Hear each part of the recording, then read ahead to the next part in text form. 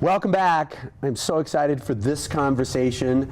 These fellows are all about cars, but in so many ways they're also all about technology, and they're all about connecting with people who have similar passions. And it really is this focus that they have been working on for many years now, actually.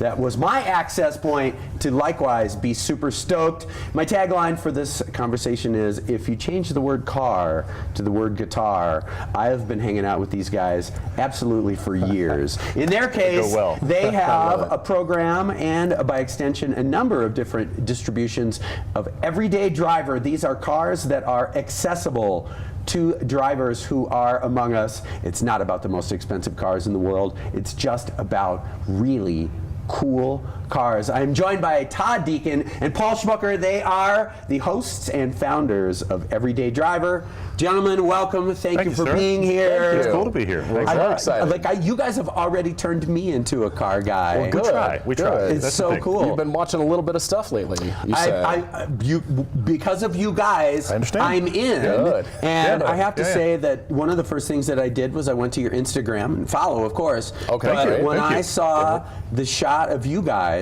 with the great Adam Carolla, who is just recently amazingly successful guy in the world of podcasting, YouTube, gigantic following, and interestingly enough, we're having this conversation on television, and you guys are adding a television component now, and we'll talk all about that. Great. But interesting that Adam Carolla started off on TV, and of course he was with Jimmy Kimmel on The Man Show, and now he's one of the biggest stars in the galaxy. Many podcasts, of course, but yes, the Everyday Driver has spawned so many different aspects of the show. It started out as television. That was the original thinking. That was absolutely what we tried for, sure. And then, of course, we've been on the internet, on YouTube for a long time, but it has spawned trips. It has spawned a podcast. We're on a lot of different venues, social media as well. The podcast is growing for us quite a bit. And now starting our second season of Velocity. Congratulations. January 6th, Saturday morning, 7:30 Eastern, which is going to be, it's going to be fun. Well, but hang on, we have the world of the DVR, so it doesn't matter when anything's on anymore. It doesn't matter. You just you look it up and you go, there it is, and I'll watch it whenever, which is what people do, because 7:30 is early, we get it. But here's the thing: Velocity has a block on Saturday mornings of independent producers, and we're among that block. Right. So people have been watching that. I was watching that long before we even did Everyday Drivers. That early block of independent producers. So we're not a build show, which makes us weird.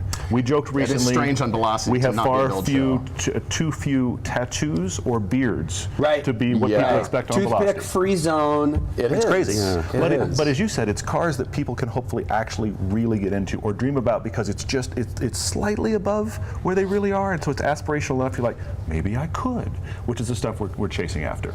And we were talking about vintage before we came on air, and in my world of guitars, vintage is the thing now. Right, and so it's not just a Les Paul, it's a 59 Les Paul. And in that case, that's a $500,000 guitar. But even in the Fender Stratocaster in the 70s, the car, or I'm substituting in the guitars that they made in the 70s, interchangeable, that kind of thing. So we were talking about the BMW 2002, and again, a car that I remember from being a kid and just completely the coolest thing ever. But now it's vintage, but it's also an attainable. It is. You're right. It's fun to talk to people and decide what everybody connected with as they were growing up. Because with the show, as it was founded and as we grew, everybody thought, you guys should drive classic cars, you guys should drive trucks or SUVs or whatever it is. We're just trying to find the best fun driving experience in anything. And just about every car I drive, both of us, we're jumping in and we're suddenly evaluating it, whether we're on camera or not. It doesn't matter. Suddenly we're talking about it and thinking about the dynamics of everything. But it's fun to hear what you connect with, and then we're all about comparisons. Cars don't exist in a vacuum. Maybe you saw that early on in your childhood and you always loved it, but then later on you drove it and you realized it wasn't that great of a car. I just connected it. The Camaro IROC from the 80s. Exactly. I love this car. I love this car. Not powerful, not that well built, but we all wanted one, right? But the other thing about it is cars are one of the most universal things on the planet. we can go to a party. It happens. You go to a party that has nothing to do with cars, and invariably we end up talking to somebody about what they drive. It happens. Because it doesn't matter how you get through the world, you have a car. And if you aren't a car person, you know somebody that really is. Yes. Oh, my uncle, my friend, my son, whatever. Right. You know, my happens a mom lot. is huge into cars. She tracks all the time. I don't really like them. I've had that conversation. It's crazy because everybody has a car connection. No question. But what we find fascinating, especially with the podcast, which is designed entirely to help people find, they write into us, and we try to help people find a car they'll love, is people are like, I'm not sure if I should be a car person. And after a while, listening to the podcast, they're like, maybe I should be, which is cool because I it's made the universal. transition this morning, and I realized after moments after we started talking, I love my Ford Edge. I really do. Great. It's great. We want you to love what you drive. Yeah, This is and fantastic. I feel fortunate. I've had some great rigs over the years, Yeah. but this particular car crossover that I have now, it's great. Ford Motor Company, great job, you guys. I get in it, Great. and I'm happy every day. I dig it. It's amazing to hear what people around the world who have written to us, people in Switzerland and New Zealand, and there's an old vintage Cadillac thing going on in Pakistan, like the big Cadillacs, and there's why the not? muscle cars Cadillacs in Australia, and Pakistan. There's a podcast right Exactly. there. thinking about. And so it's fun to hear. And so we'll even take on debates, even though we might not be as familiar with that market segment. And of course, we're doing constant research for the podcast, but we want to find something that people are going to be happy driving. You know, I'm driving Suzukis in India, and I'd really rather be in something else. And so, of course, I always try to push on their budget a little bit. I'm always trying you're to known for that. spend more, get the thing that you really aspiration, love. right? Yeah, It's for sure, always that. for sure. But yeah, the podcast has really grown in that sense because people have written to us and they just say, "Hey guys, here's what I drove." Sometimes they just want validation on the, We get on the those, very yes. car that they, you know. Right, I tell just me bought I made this. the right decision. Did I do please. okay? Subaru, You know, things like yes. that. Utah, okay. It's the car of It's the Utah. car of the Rocky Colorado, Mountains, isn't Maine. it? Yeah. Right. Absolutely. I'm interested by, and of course, in the context of your different platforms. So you've got podcasting, where kind of the 1-2 punch, the co-host guys, people is that's a formula that works. I really love that you guys do a co-host thing on the YouTube videos, and that feels a little bit different because Sure. you compare, and yet it's almost like you guys are twin sons of different mothers or something. No, you're and right. You work together. The It's really traditional neat. thing, thank you. The traditional thing on both YouTube and also TV, and of course our YouTube show is designed to be a TV show. So the format, if you will, is very similar. But the thing you see all the time on TV shows, if guys compare cars, is Paul will be in car A and he will stay with that, and that's the greatest car ever, and he will never change. And I will be in car B. We even if we drive the other one's car, it's just to go, yeah, I hate this. Right. But our whole thinking is, For purposes of producing. And which one of sure. us do you like, and which one of us do you hate? Just like the original Siskel and Ebert. One of those guys you instantly identified So with. what a great comparison. That was what we chased after. And so the thing is, you watch us and we both get in the exact same car and give our opinions. And if we both like it, maybe it's genuinely a good car. Right. But if one of us hates it and you go, well, but see, I never agree with that guy, then it helps you form an opinion anyway. So it's vital for us to each get in both cars and to not go, this is the car I have to rally behind, to figure out which one's greater. And that is very unique, and we've done that from the beginning. You know, something else that we're always running into is the proclivities that each of us have. Todd is a Lotus guy, anything Lotus. I'm a Porsche guy, paddle around in the pool of Porsche. But not bringing those biases to every car we drive and being able to genuinely say, this car strikes me because of these qualities, and maybe not choosing the thing that we're instantly gravitating to. It's very easy to do that and just kind of play to our strengths, and this is what I like, and so I must choose that. And you've been doing it for a while, so you kind of it for a have while. some of those patterns established. Exactly. Hey, before we go any further, because I only have about 13,000 more questions, we do have a clip. So let's excellent. watch a little bit of Everyday Driver so you can see these guys literally in action.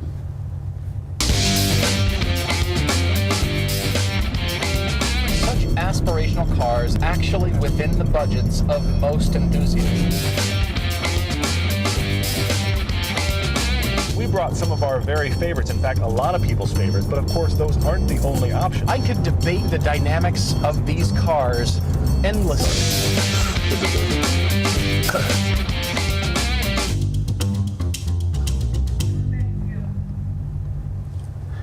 co-starring the mountains of Utah. Yeah, it's that's really right. cool and That's fun right. Yeah. to see familiar sights. And you guys were talking about the fact that you spend time in Los Angeles, and that Yeah, Los various Angeles is a locations. very big industry place for the car industry, For sure. and for journalism, for what you Absolutely. guys do. Cinematic, very cinematic, and I Thank know you. that you guys have a great deal of experience. Talk about your overnight success. Yes, exactly. It's the standard Hollywood success of this is the 10-year plan. Right. That's really how that happens. I mean, I come out of the film industry. We met in LA, and I come out of the film industry and just kind of bumped into this idea because Paul was my car buddy. Right. And we figured, all right, I kept realizing there were two kinds of car shows. There was either the car show that was just a brochure, or there was Top Gear, which is really fun, Right. but not relatable to anything in reality. yeah. So we were talking about what's the middle ground of that, you know? But I'd always been behind the camera. Paul never even been on near a set. So we just thought, let's What try are this. these? But your background was car design, so he's bringing stuff that I don't have, and I'm bringing a filmmaker perspective and a behind the camera perspective. And we just thought, let's try this. But what's been great about when we got in is it was just before the vlogging world where everybody decided to get in. Right. And we also set it up as a TV show from the beginning, so it's a slightly different structure than just the vlog, pick up my phone thing. So we've chased it from that, and of course all of the background I had has played in, and all of his background has played in as well. Right. I do want everybody to know that Todd curates and edits everything we do. And by curate, I mean if I'm driving along and I say something on camera, I might say to the camera, because I know he's watching all the footage, and I might say, that was for you only. Do not put Please that don't on use that. camera. That's right. Off the record. Completely, because he is actually editing everything we do, and in that sense, very much curating what we do. His personality, my on-camera personality, for sure. the things that he likes, the things that I like, and so it's not a huge production behind the scenes. We don't have armies of people, and I want people to know that. And of course, for television, the same thing. But I would contend also that you're really editing in that moment as well because of the dialogue. Absolutely. And so Exactly. you're Exactly. editorializing your own experience, Totally. which again, I'm sure that the amount of time that you guys have done this together, I can't even imagine when you put podcasts and YouTube episodes together, the staggering amount of content that you two humans are responsible it is for. quite a bit. Good up, it's good on you. It's Thank beautiful you. stuff. It's Thank you. really great. I was going to say, speaking of content, interestingly, what has come out of the show are films. Back in 2013 was the 50th anniversary of the 911. I love 911s, and we were That's not a just surprise. kind of thinking about, I wonder if anybody's going to do the retrospective and drive all 8 generations of the Porsche 911. Wow. As it turns out, nobody actually did. Porsche's film Maybe I was... should do that, right? Exactly. It was not as thought out and well-rounded. They just kind of put some clips together, They right? did like a studio version, cut together promotional clips and Right. made one. But we made an hour, 80-minute film It was on that. full-on, so cool And the film. unbelievable thing was, you were talking about shooting stuff here. We were able to source all the cars from Park City proper. Yeah. All of them. There's cars hiding here Yeah. in people's Yeah, garages. which is There are wonderful. lots of nice cars. Isn't that crazy? Yeah. But that's something, just the sheer scale of it. It's too big for TV, it's far too big for the web. So we made a full feature film. We try to do one a year, and it's this big generational thing that's worked the best. And so that's an extra layer that we've added, just because we're bored. You know, there's nothing else going on. You're not making, guys, I've asked you to my office this morning to share with you that you're not making enough content about We're cars. sitting around. Exactly. That is so cool. One of the films that we produced was going to Germany and Belgium in 2015. So we went to the Nürburgring Nordschleife and Spa-Francorchamps, famous Formula One racetrack. Yeah. And we had produced this film just as a feature-length film. Todd and Paul go there, and we kind of figured it out, and we wanted to drive the holy grail of what automotive enthusiasts think of as these are the tracks to drive.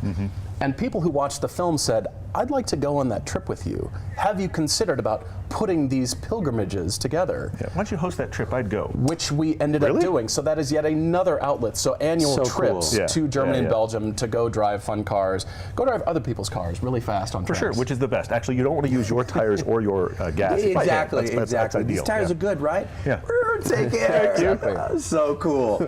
Well, it's great to have you guys here. I wish we could probably do 80 minutes, no problem. We love could. to. We certainly could. Yes. We're so excited that this is happening in Utah, and that this crossing over of here we are sitting on a traditional television set. Yeah. You guys are now in season 2 with Velocity. Yeah. Very cool. The podcast continues, and the YouTube channel and those subscribers, well. and I have to use this number, and I round things up. So we're seeing 220,000 subscribers on YouTube. Yeah. That is, as they say in France, géant. That is really cool. Very cool. It's hard work It is. to get Absolutely those kind it of is. numbers. For sure. We got to do social media before we go. Tell everybody where they can connect with the Everyday Drivers. Whatever you're chasing, it's Everyday Driver. It's /Everyday Driver on Facebook, Twitter, Instagram. Of course, if you want to find anything we're talking about, you can go to everydaydriver.com, and that leads you to all of these portals, the podcast, the movies, the TV show. You can find it all from there. And of course, thanks to our sponsors for television, for Velocity, Covercraft, Griot's Garage, and Autotempest.com. Yeah. Couldn't do it without these sponsors, honestly. Absolutely fantastic. And for folks who may not be familiar, I just had the final thing I had to say is the Instagram account is so great. Thank you. You guys had one of your personal vehicles that was a little dirty on the way back from holiday break driving. Yes. It really makes it really ties it all together. Yeah. So great to have you guys here. We will live vicariously through your driving. We hope so. And we will look forward to seeing you here again soon. Come visit anytime. Thanks, Terry. Thank you. Todd and Paul, thank you guys so very much. It's Everyday Driver everywhere on the internet. We're going to go to the break, and we'll be back with the second hour of Mountain Morning Show.